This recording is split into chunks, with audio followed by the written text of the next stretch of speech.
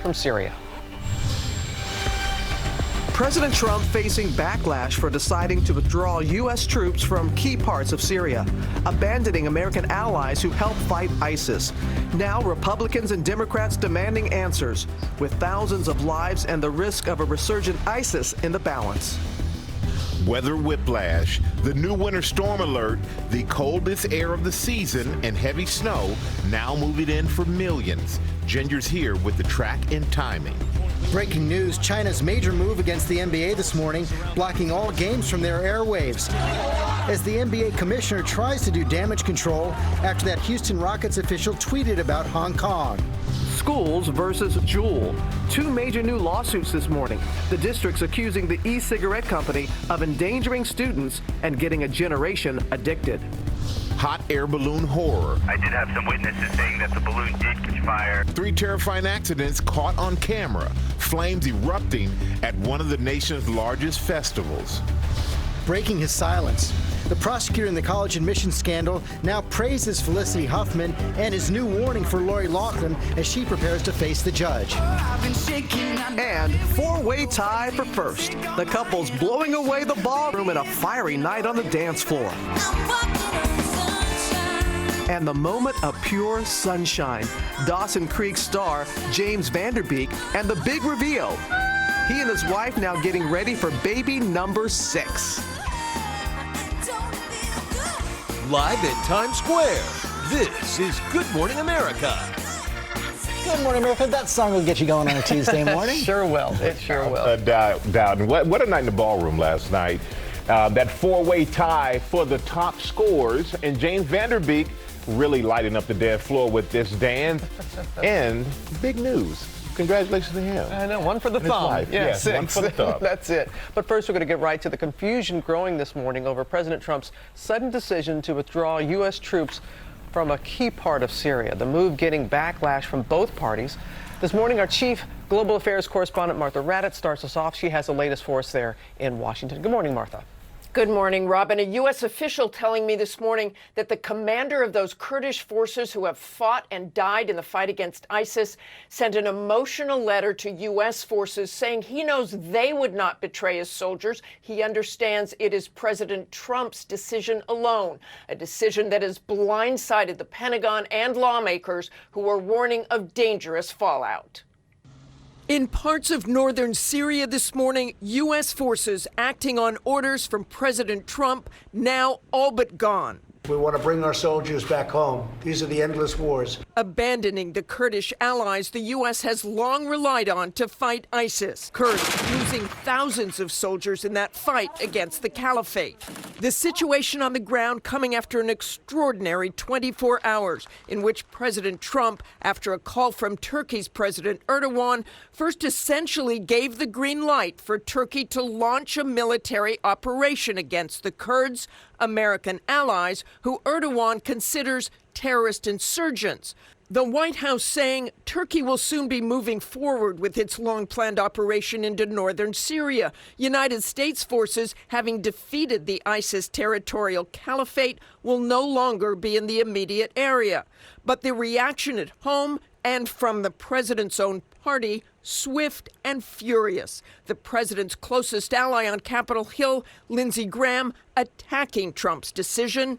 Senator, I'm making myself clear how short-sighted and irresponsible this decision is, in my view. And Senate Majority Leader Mitch McConnell saying it would increase the risk that ISIS regroup.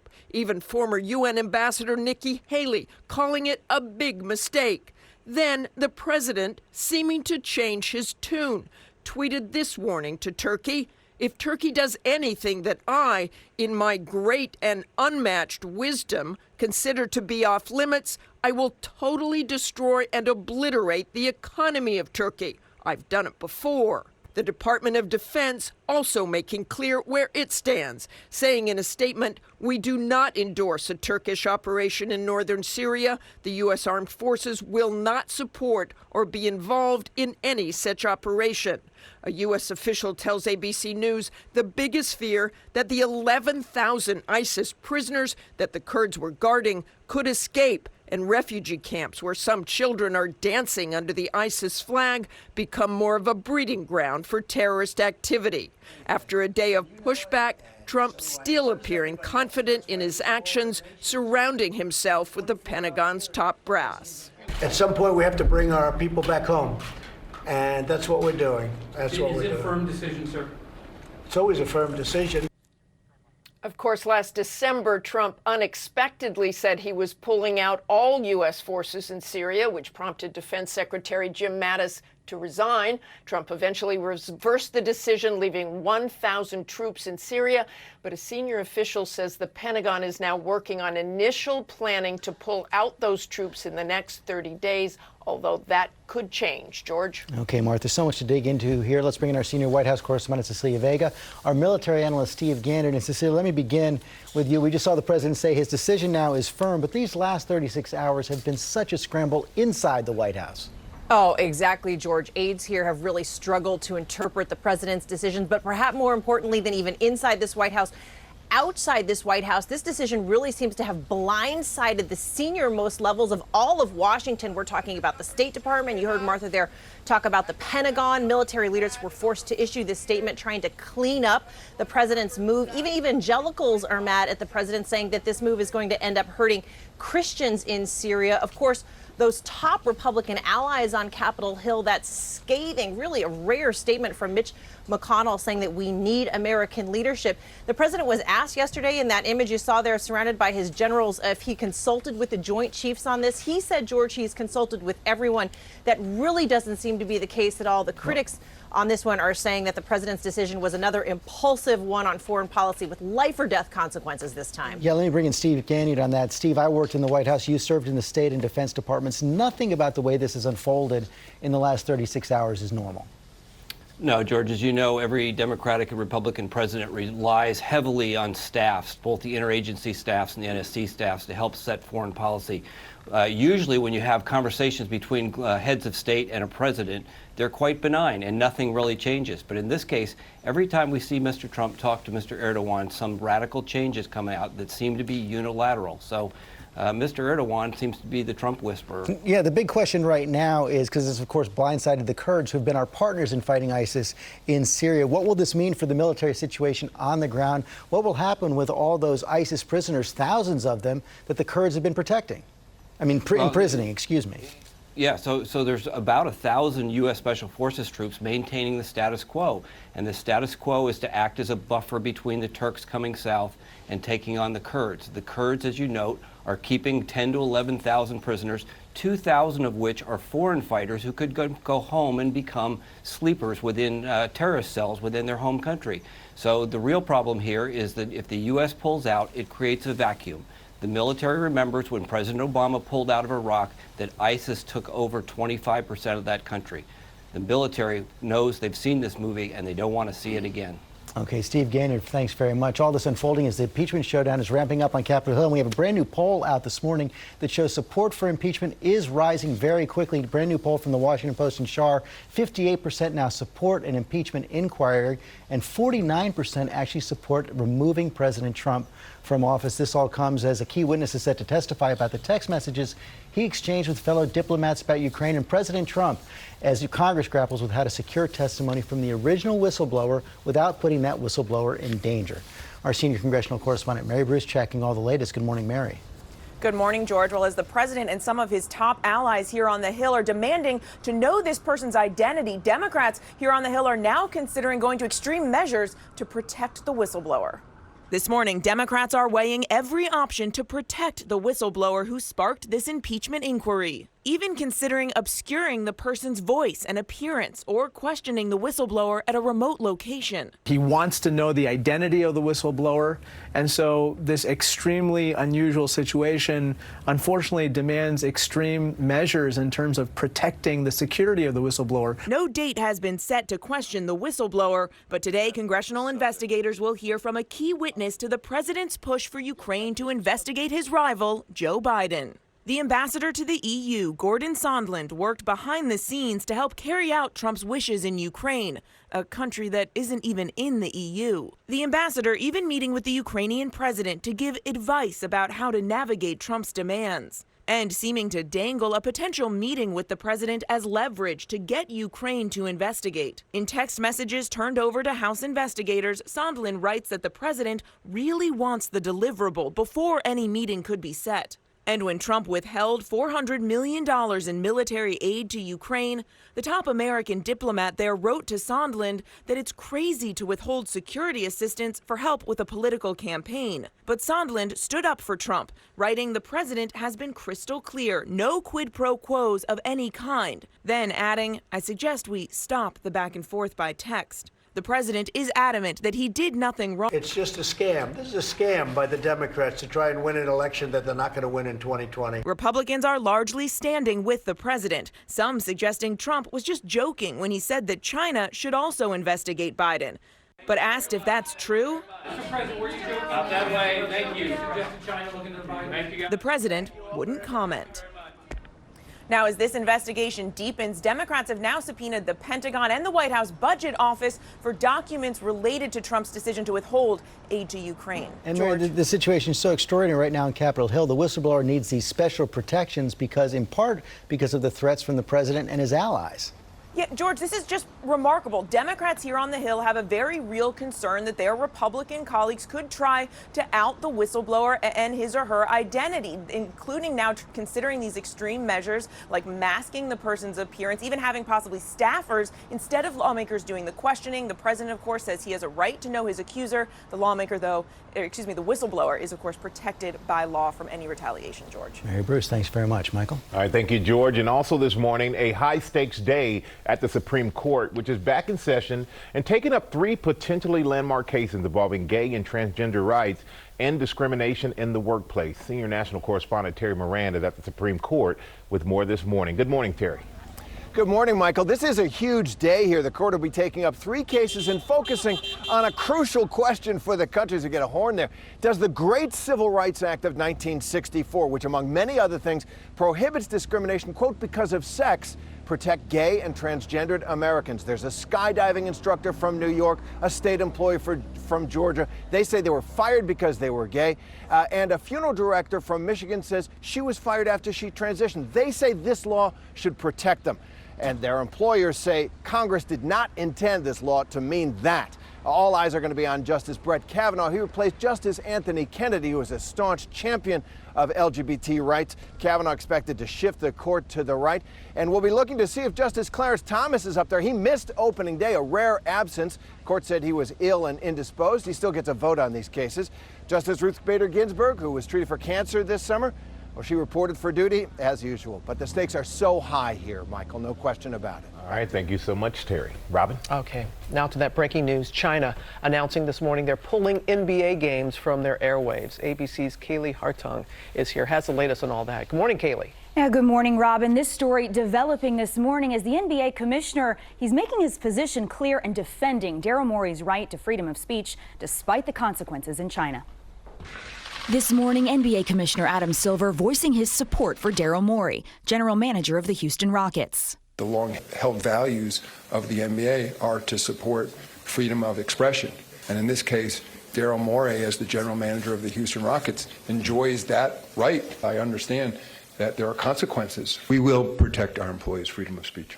Chinese state television reacting swiftly, announcing they will not air any NBA preseason games. In a statement, the network says, "We are strongly dissatisfied and we oppose Silver's claim to support Morey's right of free expression. We believe that any speech that challenges national sovereignty and social stability is not within the scope of freedom of speech." The controversy began when the Rockets' Morey fired off this tweet, "Fight for freedom, stand with Hong Kong," referring to the massive protests against China in the former British colony. The Chinese Basketball Association, run by former Rocket Yao Ming, immediately suspended all cooperation with the Houston team. The Rockets were quick to distance themselves from Morey's sentiment. The team's owner tweeting, "Morey does not speak for the Houston Rockets." The NBA immediately putting out a statement saying Morey's comments have deeply offended our fans in China, which is regrettable. The NBA is the #1 sports league in China and big business for the league, with at least 25 marketing partnerships and 200 NBA stores. Silver says the NBA does not want to upset its legions of fans in the communist country, but that it must stay true to its American principles. Daryl's tweet has hit what I would describe as a third rail issue here in China. Adam Silver is going to Shanghai tomorrow to watch a preseason game, and he hopes to meet with Chinese officials to smooth this over. Silver says he recognizes this issue probably will not go away quickly. It sure will not. Okay, Kaylee, thanks very much. Another international incident. We have new developments in the case involving the wife of an American diplomat in Britain accused of killing a teenager in a car crash, then fleeing the country claiming diplomatic immunity. The British Prime Minister has now revealed the woman's name and vowed to take the case to President Trump. Ian Pannell is in London with the latest. Good morning, Ian. Yeah, good morning, George. That's right. The pressure's building for America to send back the wife of a U.S. diplomat who fled to America despite being accused of killing a British teenager in a car crash.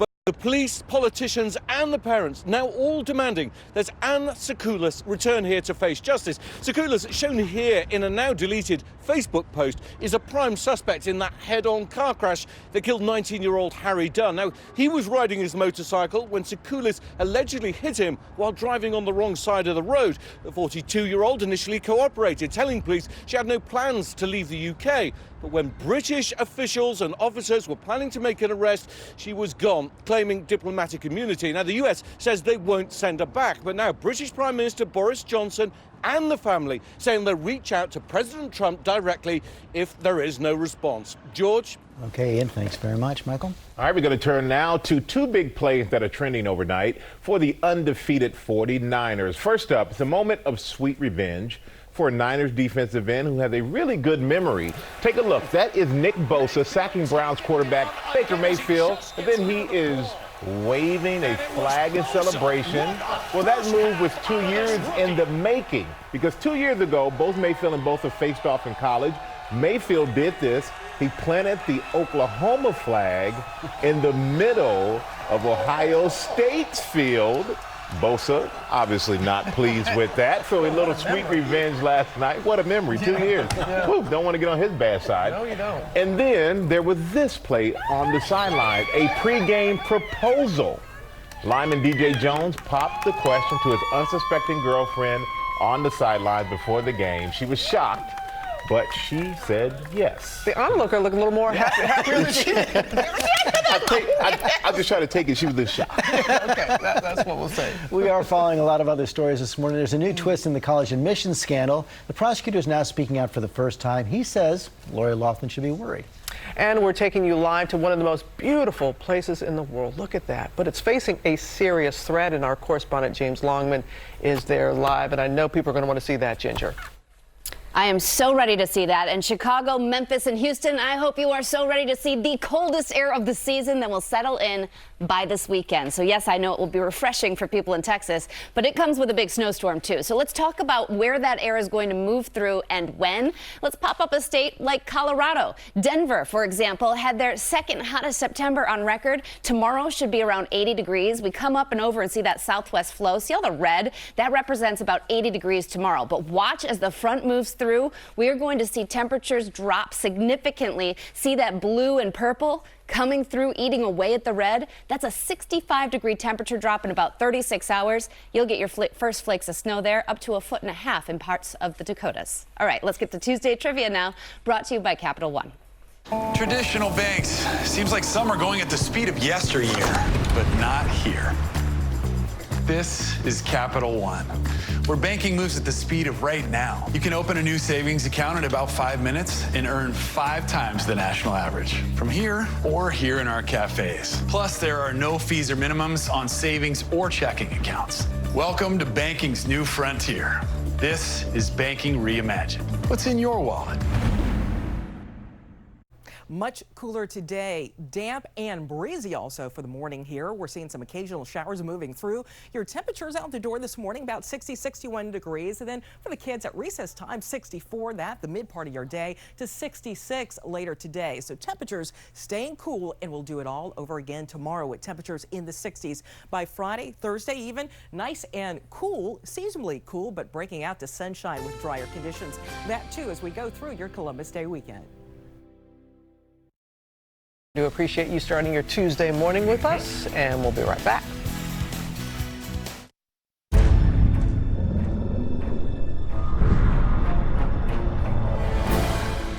Performance comes in lots of flavors.